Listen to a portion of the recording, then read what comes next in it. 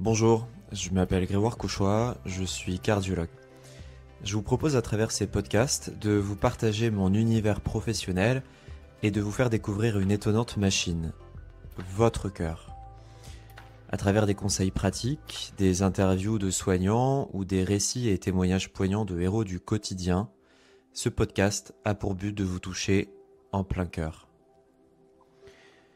Bonjour et bienvenue dans ce nouvel épisode. Aujourd'hui, nous allons continuer notre saga sur le cholestérol. Nous avons vu il y a 15 jours ce qu'était cette molécule, son rôle dans l'organisme, essentiel comme vous le savez, puisque le cholestérol est un lipide de structure et de fonction. Il sert à la synthèse d'hormones et de vitamines. Aussi, le cholestérol est un constituant essentiel des membranes cellulaires, notamment au niveau du cerveau. Vous savez aussi bien que moi à quel point on diabolise le cholestérol. Il y a beaucoup d'incompréhension autour de son métabolisme, ce qui conduit certaines personnes à dire qu'il n'est finalement pas un problème. En réalité, l'hypercholestérolémie cause en effet des maladies cardiovasculaires, mais plus que la molécule elle-même, c'est son métabolisme qui pose problème. Et quand on parle de métabolisme, cela fait intervenir des protéines. Elles sont un constituant essentiel de nos cellules. Et nous pourrons aborder cela dans d'autres épisodes. Mais les protéines servent aussi à transmettre des signaux aux cellules, un peu comme des messagers qui communiqueraient une clé avec sa serrure. Les cellules, elles sont recouvertes de certaines protéines qui sont des récepteurs à d'autres protéines, qui sont des messagers à la surface d'autres cellules. C'est comme cela que le corps humain fonctionne et que les cellules communiquent entre elles. On parle d'ailleurs de récepteurs et de ligands, la fameuse clé qui s'intègre parfaitement avec la bonne serrure. En ce qui concerne l'hypercholestérolémie, c'est-à-dire l'excès de cholestérol qui conduit aux maladies cardiovasculaires, eh bien finalement, le problème est certes l'excès de production de cholestérol, mais aussi un défaut d'élimination. Vous noterez que je n'ai pas trop mis en avant le problème des excès d'apport de cholestérol, notamment par l'alimentation, et vous comprendrez cela dans un autre épisode. Mais pour revenir particulièrement au métabolisme du cholestérol, je vais aujourd'hui vous parler de ces fameuses molécules qui transportent le cholestérol, à savoir les lipoprotéines.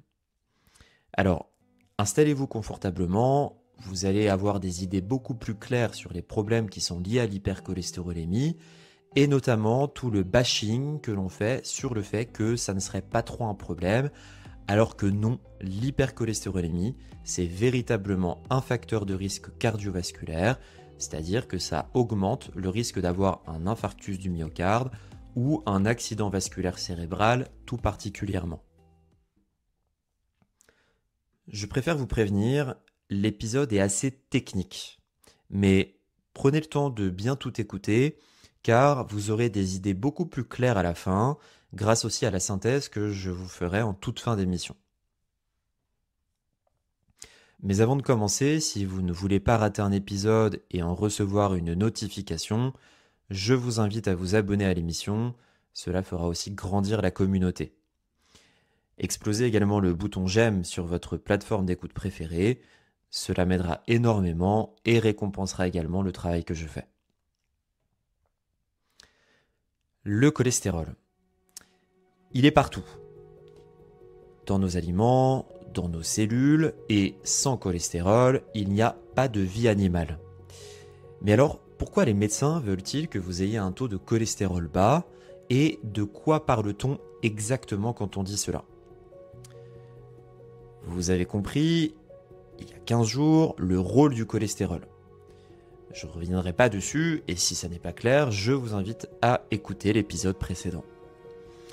Vous avez entendu parler du bon cholestérol et du mauvais cholestérol. Mais pour que vous compreniez bien cela, il faut que je vous explique comment est produit ce cholestérol et comment il circule dans notre organisme. À la fin de l'épisode, vous comprendrez que les maladies cardiovasculaires sont donc en lien avec l'hypercholestérolémie, ou plus généralement on parle des dyslipidémies car elles sont liées a un problème dans le métabolisme des lipides et donc sont davantage un problème de métabolisme du cholestérol qui fait donc intervenir des protéines plus que le cholestérol en lui-même. Vous vous souvenez, il y a 15 jours, je vous ai expliqué que dans la famille des lipides, il y avait les graisses, que sont les acides gras, les triglycérides, qui sont une réserve d'énergie importante pour le corps humain, et qu'il y avait d'autres molécules comme le cholestérol et les phospholipides, qui sont des lipides de structure et de fonction. Le corps humain, il est capable de synthétiser le cholestérol, on parle alors d'apport endogène, mais il en reçoit aussi par l'alimentation et on parle d'apport exogène en cholestérol. On va imaginer un peu comme quand vous étiez petit et que vous regardiez à la télévision Il était une fois la vie. Comment un morceau de beurre, qui contient donc des graisses et notamment du cholestérol, se retrouve dans le sang et comment il est transformé pour participer au fonctionnement du corps humain. Quand vous mangez du beurre, celui-ci passe dans l'estomac, puis dans l'intestin grêle, et à ce niveau, il va se retrouver émulsionné, un peu comme une sorte de savonnage, ce qui va aboutir à la dissolution des graisses sous l'action des sels biliaires produits par le foie, la bile en gros, qui contient aussi du cholestérol, et c'est plutôt paradoxal, vous ne trouvez pas, que le foie rejette du cholestérol sous forme de sels biliaires pour permettre à l'intestin d'absorber du cholestérol. Mais tout ça, on pourra en reparler. Et aussi sous l'action d'une enzyme très importante qui est produite majoritairement par le pancréas, qui s'appelle la lipase. Cette enzyme, la lipase, va permettre de dissoudre les graisses et donc de faire passer les graisses de l'état solide à liquide, notamment en tout petits fragments d'acides gras et de cholestérol. Comme vous le savez, les graisses ne se mélangent pas à l'eau. Il faut donc les mettre dans des petites billes que l'on appelle des micelles. Et micelles, ça n'a rien à voir avec un livre de messe ou un prénom mal prononcé. Les micelles, elles sont chargées de lipides, à savoir les acides gras, le cholestérol, mais aussi les vitamines liposolubles, que sont les vitamines A, D, E et K. Les micelles vont arriver au niveau de la muqueuse intestinale, plus précisément l'entérocyte, et là, il va y avoir un transfert des lipides contenus dans les micelles vers les cellules de l'intestin. Et c'est là que toute la magie s'opère. Les lipides vont être réempaquetés dans des petites billes que l'on appelle des chylomicrons. Les chylomicrons, ils font partie de la famille des lipoprotéines, c'est-à-dire un mélange de lipides et de protéines qui peuvent circuler dans le sang. Imaginez cela comme une bulle de savon avec au centre majoritairement les graisses et le cholestérol et à la surface des protéines qui permettent de communiquer avec certaines cellules du corps humain, un peu comme une plaque d'immatriculation. Ces plaques d'immatriculation, elles s'appellent des apolipoprotéines. Et retenez bien cela car c'est très important pour la suite de l'épisode. Les lipoprotéines, comme je vous le disais, ce sont les sortes de véhicules qui permettent de transporter les lipides. Ils ont des tailles différentes, allant du plus gros au plus petit. Il y en a 5, les chylomicrons, les VLDL pour Very Low Density Lipoprotein, IDL pour Intermediate, LDL pour Low Density Lipoprotein et pour finir, HDL pour High Density. On les définit donc surtout par leur densité. Et comme les graisses sont très peu denses par rapport aux protéines, les VLDL et les LDN, qui contiennent beaucoup de graisse, ont donc des densités basses, alors que les HDL, très peu, d'où leur densité haute. Nous verrons cela plus tard, car leur taille a un impact sur leur possibilité de se déposer dans les vaisseaux sanguins. Les lipoprotéines, ce sont de grands complexes de protéines et ils sont hydrosolubles par fonction et ils transportent massivement les lipides dans tout l'organisme. Pour revenir aux chylomicrons, ceux-ci se retrouvent dans le système lymphatique et ils arrivent dans le sang via le canal thoracique au niveau du confluent veineux jugulo-sous-clavier gauche. Et alors là, ils vivent leur meilleure vie. Ils vont distribuer, un peu comme le facteur, des acides gras à tire-larigot aux cellules qui en ont besoin, majoritairement les cellules musculaires et les adipocytes. Ce sont les cellules graisseuses si vous préférez, sous l'action d'une enzyme qui est présente dans les vaisseaux que l'on appelle la lipoprotéine lipase. Tout cela contribue à faire dégonfler les chylomicrons qui vont donc se retrouver en quelque sorte complètement ratatinés, un peu comme une vieille pomme toute flétrie, et être absorbés par le foie pour être recyclés, et on les appelle les remnants. Personnellement, je trouve que ça fait un peu Walking Dead, et ces remnants, qui sont riches en cholestérol, seront captés par le foie. C'est comme cela que, majoritairement, le foie capte le cholestérol qui provient de notre alimentation. Ok, jusque-là, il y a une partie du cholestérol que l'on mange qui se retrouve donc au niveau du foie. Mais, si vous m'avez suivi, est-ce que le cholestérol, c'est un lipide essentiel pour l'organisme ? Essentiel dans le sens où, autrement dit, est-ce que le corps humain doit forcément trouver ses sources de cholestérol au sein de l'alimentation ? Et est-ce qu'il sait fabriquer le cholestérol lui-même pour élaborer des cellules et des hormones, comme vous l'avez compris ?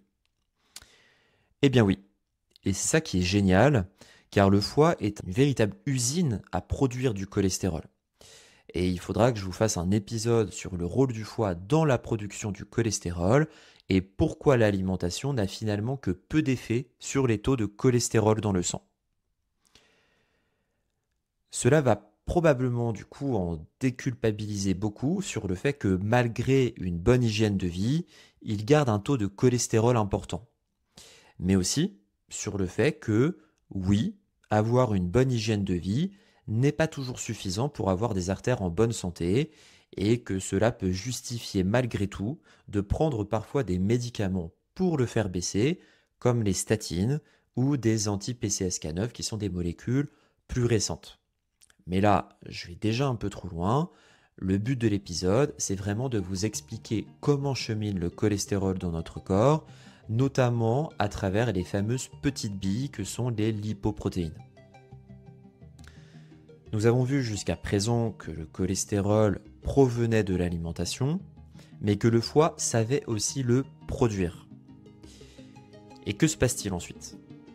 Eh bien, comme toute usine, le foie produit le cholestérol et il va le mettre dans des petits paquets, ces fameuses petites billes dont je vous parlais, qui vont pouvoir circuler dans les vaisseaux sanguins, puisque le cholestérol seul n'est pas soluble dans le sang, je vous le rappelle. Et là, vous allez voir, c'est absolument génial. Le foie, il produit la grande majorité du cholestérol dans le corps humain. Il va le mélanger avec des triglycérides pour le mettre dans une petite bille, une lipoprotéine, qui s'appelle le VLDL. Je vous en ai parlé tout à l'heure, parmi les 5 lipoprotéines. Petite digression, mais fun fact, est-ce que vous savez d'où provient la majorité des triglycérides du corps humain ? Si vous le savez, vous pouvez me le laisser en description. Mais sinon, pour les triglycérides, de l'alimentation, c'est non pas la majorité, mais c'est les glucides. Aussi l'alcool. Les glucides sont transformés en acides gras, puis stockés sous forme de triglycérides majoritairement dans le foie. Et c'est ce qui donne des fois le nom de foie gras, ou autrement dit stéatose hépatique, pour le terme plus médical. Ils sont stockés donc dans le foie, mais aussi les adipocytes, donc les cellules graisseuses. Autrement dit, quand vous mangez beaucoup de sucre, vous fabriquez du gras.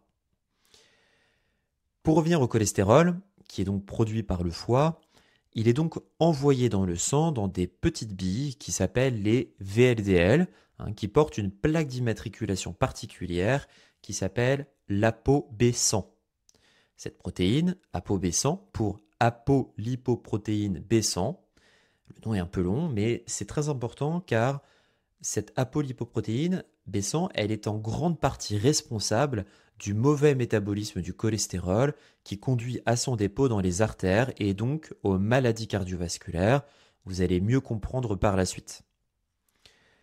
Cette plaque d'immatriculation, elle permet de communiquer avec les autres cellules à mesure que la lipoprotéine voyage dans les vaisseaux sanguins. Et là, de la même façon que les chylomicrons de tout à l'heure, la lipoprotéine vit sa meilleure vie, elle va délivrer des triglycérides et du cholestérol aux cellules qui en ont besoin, et à mesure qu'elle se décharge de lipides, la densité de la lipoprotéine augmente et elle va s'appeler en se transformant IDL puis LDL. Je schématise un peu, mais ça permet quand même de rendre les idées plus claires. Et là, on arrive au fameux méchant de l'histoire, le LDL cholestérol. Lui, il intervient, et je dis méchant, non pas par sa nature, mais pour ses conséquences. En réalité, le LDL cholestérol, il n'est pas forcément mauvais.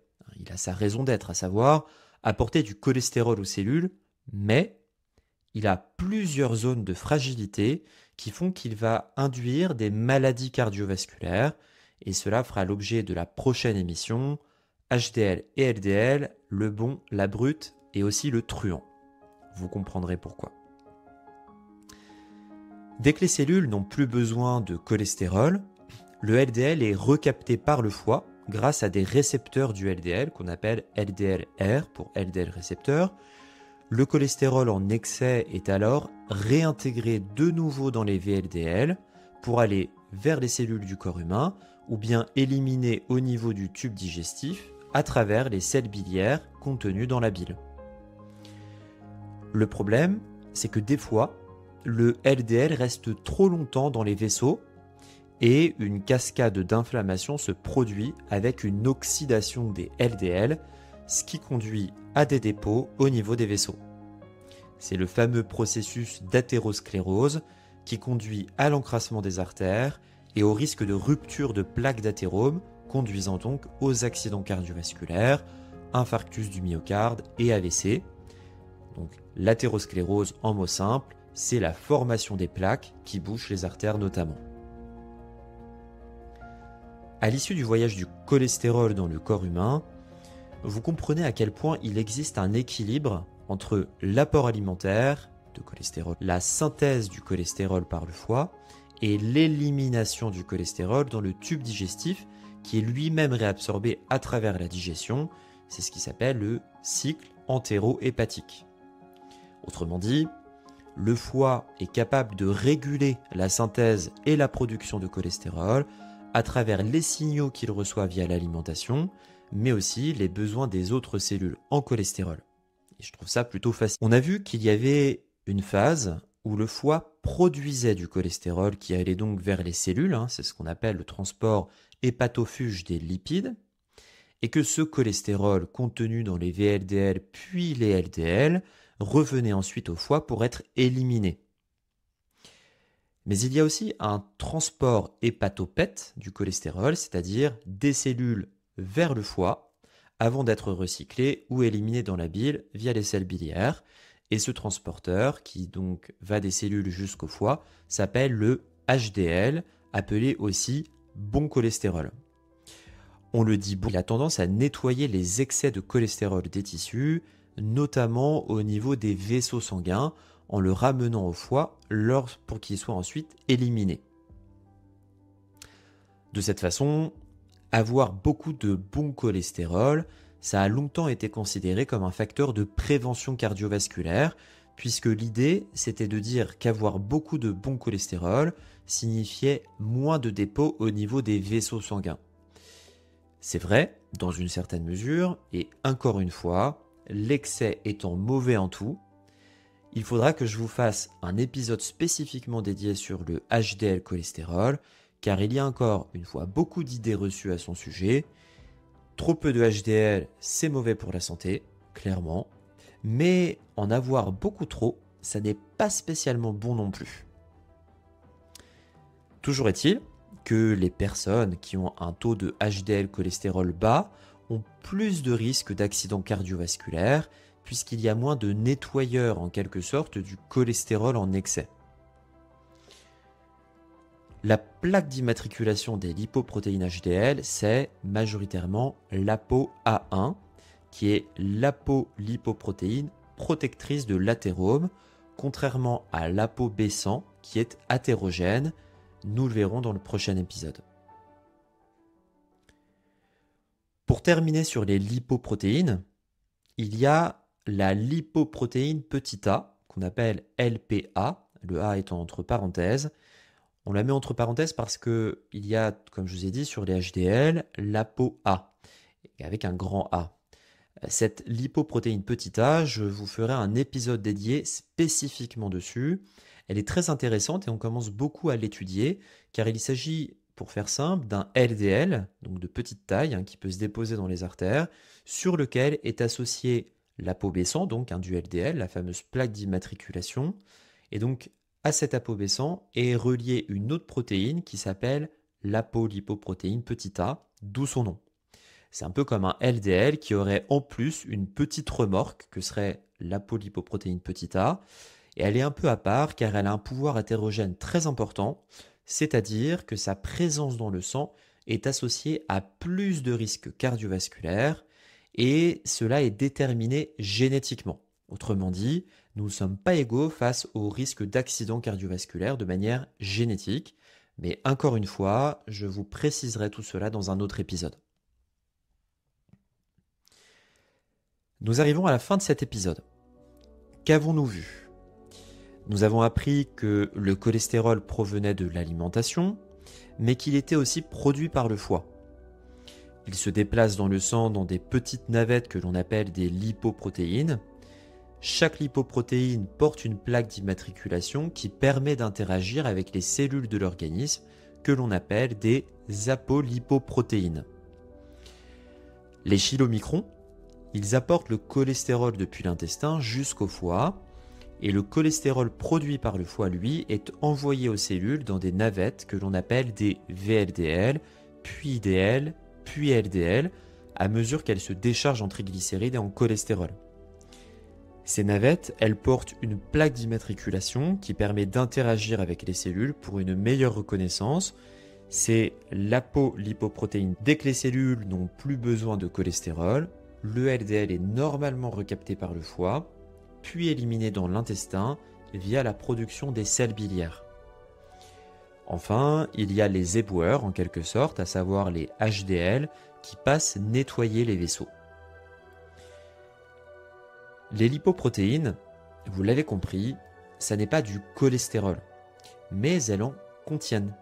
Et ce sont elles qui sont les cibles de traitement dans les maladies cardiovasculaires.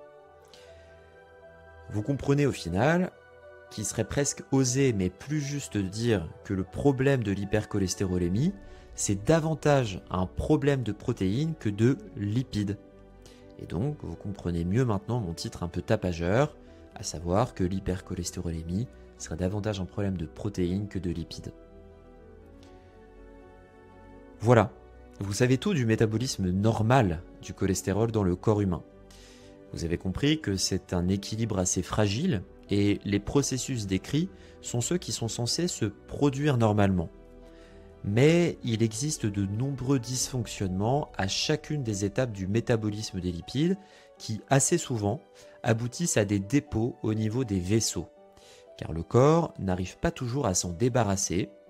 S'ensuit une cascade d'inflammation qui va conduire malheureusement aux dépôts et aux artères qui se bouchent et donc aux accidents cardiovasculaires.